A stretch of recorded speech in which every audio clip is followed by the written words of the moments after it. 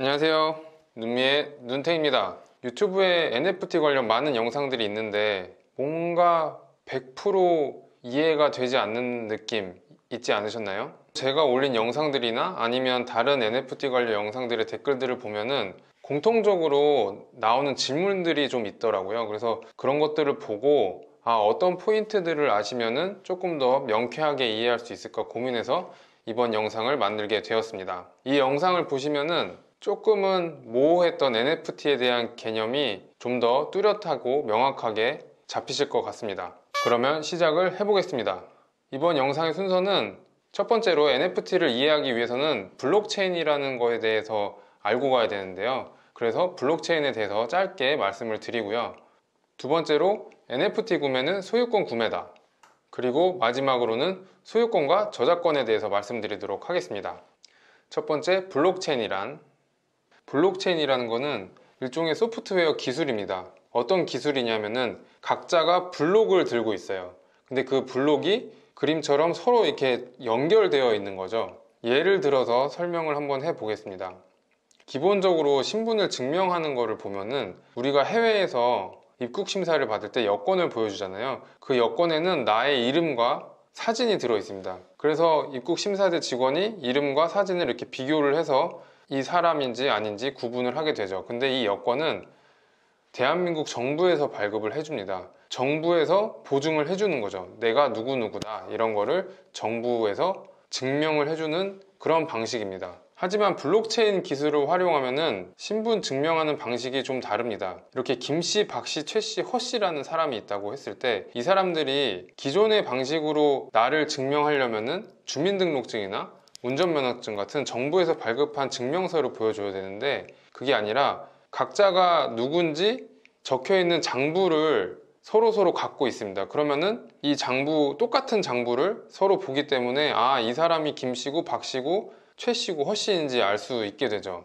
근데 이 장부의 특징이 서로 연결되어 있다는 것입니다. 그래서 어떤 사람이 이 김씨를 박씨로 바꾸려고 해킹을 시도한다고 했을 때 이 다른 사람들의 장부들이 연결되어 있기 때문에 이 김씨의 장부만 해킹을 해서는 바뀌지가 않습니다. 그래서 이 블록체인이라는 기술이 굉장히 보안성이 좋다라는 평가를 받는 겁니다. 그래서 블록체인 기술을 활용해서 기존의 정부에서 증명하는 방식이 아닌 서로가 서로를 증명해주는 이런 방식을 취할 수 있는 것이죠. 그래서 기존 거랑 비교를 해보면은 기존에는 정부라는 기관에서 누가 김씨고 누가 박씨인지 서로 증명해주는 방식이었다라고 하면은 블록체인에서는 이렇게 서로가 서로를 증명을 해주는 겁니다. 마치 작은 동네라고 치면은 작은 동네에 옆집 사람이 누군지 또 뒷집 사람이 누군지 각자 이렇게 알려주는 거죠. 그래서 기존 방식은 정부라는 중앙 기관이 있기 때문에 센트럴라이즈드라는 표현을 쓰고요. 블록체인에서는 이런 중앙 기관이 없기 때문에 디센트럴라이즈드라는 이런 표현을 합니다. 그래서 블록체인 관련한 여러 가지 서비스나 앱 같은 걸 볼 때 앞에 디센트럴, D 이런 게 붙는 게 바로 이런 이유 때문입니다. 블록체인은 다음과 같은 두 가지의 큰 특징이 있습니다. 먼저 해킹이 어렵기 때문에 굉장히 높은 신뢰도가 있고요. 그리고 정부기관 같은 중앙기관이 없기 때문에 사람들끼리 직접적으로 거래를 할 수 있습니다. 우리가 돈을 주고받을 때 은행을 가운데 두고 하잖아요. 그런 거 없이 사람들끼리 직접 거래를 가능하게 하는 게 블록체인의 특징입니다. 블록체인 기술을 이용한 것이 NFT이기 때문에 NFT는 이렇게 높은 신뢰도와 직접 거래가 가능하다는 이런 특징을 갖고 있습니다. NFT 구매는 소유권 구매라는 것을 설명을 드릴 건데요.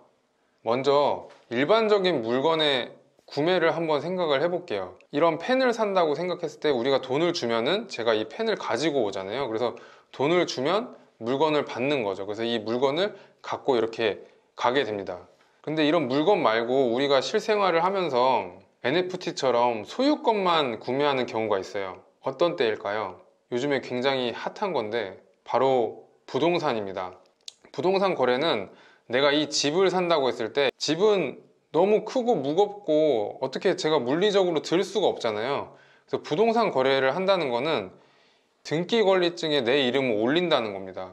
그러니까 저 땅이나 집을 내가 사용하고 소유할 수 있는 그 권리를 갖는 거죠. NFT도 이와 비슷합니다. 예를 들어서 제가 구매했던 전병산 작가의 NFT 작품을 말씀드리면요, 이 NFT 아트를 구매를 한다는 거는 이 파일 자체를 제가 다운받거나 가지고 오는 게 아니고요, 이 작품의 소유권을 가지고 오는 겁니다. 그래서 아까는 등기 권리증이 있었는데 NFT도 이렇게 계약서 같은 게 있습니다. 이 계약서에 제 이름을 올리는 거죠. 여기 보면은 민티드라는 단어가 NFT에서는 어떻게 보면 제작하는 거랑 같은 의미인데, 민티드 여기 병삼이라고 써져 있고요, 여기서 U라고 돼 있잖아요. 저한테 소유권이 넘어온 겁니다. 이런 식으로 등기 권리증 대신에 이 계약서에 제 이름을 넣는 거죠. 그렇게 해서 소유권을 가지고 오는 겁니다. 그럼 여기서 궁금한 게, 아까 집은 어디에 가면 딱 놓여져 있잖아요. 그러면은 이 파일은 어디에 저장이 되어 있을까요? 그것을 알려면 NFT의 구조를 간단하게 알 필요가 있는데요, NFT는 이렇게 스마트 컨트랙트, 메타데이터, 디지털 콘텐츠 이렇게 구성이 되어 있습니다. 하나하나 간단하게 설명을 해드리면요, 스마트 컨트랙트는 아까 보신 것처럼 누가 만들고 그리고 어떤 사람에서 어떤 사람으로 거래가 되고 소유권이 넘어가고 이런 게 적혀 있는 게 스마트 컨트랙트고요. 그리고 메타데이터는 여기 있는 디지털 콘텐츠에 대한 상세한 설명이 적혀 있는 데이터입니다. 그래서 뭐 분홍색 바탕에 남자가 누워 있고 그리고 어떤 그림이 걸려 있다, 그리고 이것이 저장된 곳은 아마존 웹 서비스다, 이런 식으로 이 디지털 콘텐츠에 대한 설명이 적혀 있는 게 메타데이터라고 보시면 됩니다. 이 세 가지는 이렇게 서로 연결이 되어 있는데요, 가장 많이 쓰는 플랫폼인 오픈시에 실제 올라가 있는 작품을 예를 들어서 한번 설명을 해 보도록 하겠습니다. 여기 보면은 스마트 컨트랙트라고 말씀드린 거래 내역이 있고요, 그리고 이 작품의 특징, 배경이 뉴욕이고 그리고 옐로우 셀이라는 게 있고 그리고 캐릭터는 파라셀이다, 이런 특징이 적혀 있는 메타데이터가 있고요, 그리고 이 실제 디지털 콘텐츠가 있습니다. 여기 보시는 작품이 있는 실제 오픈시 사이트에서 한 번 더 보도록 하겠습니다. 네, 오픈시 사이트인데요, 여기 보면은 작품이 이렇게 영상으로 움직이고 있고요, 이 아래쪽에 보면은 이렇게 많은 거래 내역들이 있습니다. 이것이 바로 스마트 컨트랙트라고 보시면 되고요, 그리고 아까 말씀드린 메타데이터는 여기 있는 디스크립션부터 해가지고 그리고 특징, 그리고 파라셀이라는 거에 대한 설명, 이런 게 쭉 나와 있고요. 그리고 이것이 저장되어 있는 것도 사실 메타데이터에 나와 있는데, 이것이 저장되어 있는 것을 보는 팁은 오른쪽 클릭을 하면 이렇게 페이지 소스 보기가 있습니다. 소스 보기를 해서 여기서 mp4라고 검색을 하면은 뭐 여러 가지가 나오는데, 이렇게 링크가 있어요. 스토리지 OpenSea.io 해서 뭐라고 있는데, 요거를 이렇게 눌러보면은 이렇게 작품이 저장되어 있는 것이 나옵니다. 이거를 실제로 오른쪽 클릭하면은 컴퓨터에 다운로드도 받을 수 있습니다. 이런 것들이 다 메타데이터라고 보시면 되고요. 다시 돌아와서 정리를 하면은 스마트 컨트랙트는 서로 계약한 이런 거래 내역이라고 보시면 되고, 메타데이터는 이 컨텐츠에 대한 상세 설명들, 저장 장소를 포함한 그런 상세 설명들이 나와 있고, 그리고 디지털 컨텐츠는 그 저장된 실제 컨텐츠라고 보시면 됩니다. 이 각각의 스마트 컨트랙트, 메타데이터, 디지털 컨텐츠가 어디에 저장이 되어 있냐면요, 보통의 경우에는 스마트 컨트랙트는 이렇게 블록체인에 올라가 있고요, 메타데이터나 디지털 컨텐츠는 특정 어딘가의 서버에 저장이 되어 있습니다. 여기 블록체인에 이런 데이터들을 올리면 용량이 너무 크기 때문에 가스비도 많이 나오고 네트워크가 부하가 되기 때문에 보통은 그렇게 하지 않습니다. 그래서 이렇게 블록체인에 올리는 거를 온체인이라 그러고요, 이런 식으로 블록체인이 아닌 다른 곳에 저장하는 거를 오프체인이라고 합니다. 이렇게 특정 서버에 저장하는 방식 말고 분산화해서 저장하는 것도 있는데, 그것까지 말씀드리면 너무 길기 때문에 오늘은 이 정도까지만 말씀을 드리고요, 다음에 제가 기회가 될 때 메타데이터랑 디지털 콘텐츠를 분산해서 저장하는 거를 한번 보여드리도록 하겠습니다. 근데 여기서 또 아마 의문이 드실 거예요. 아까 제가 예로 들었던 부동산은 그곳에 딱 있잖아요. 그러니까 복제가 안 되고 only one 딱 하나만 있는데, 아시는 것처럼 디지털 파일은 복제가 되잖아요. 아까 보신 것처럼 오픈C 서버에 들어가 가지고 영상을 다운받을 수도 있고 아니면은 이미지를 캡처할 수도 있고 그런 식으로 복제가 되는데, 그럼 이거는 뭐냐 라고 물어보실 수 있는데, 그걸 위해서 제가 소유권과 저작권을 말씀드리려고 합니다. 아까 보셨던 집과 여기 있는 눈미 로고 디지털 자산이라고 표현을 하겠습니다. 이거의 가장 큰 차이점은 바로 디지털 자산은 저작권이 있다는 건데요. 집은 내가 사고 인테리어를 어떻게 꾸미거나 아니면 밖에 있는 벽을 색칠을 어떻게 하거나 아무도 터치하지 않잖아요. 하지만 이런 디지털 자산 같은 경우에는 다릅니다.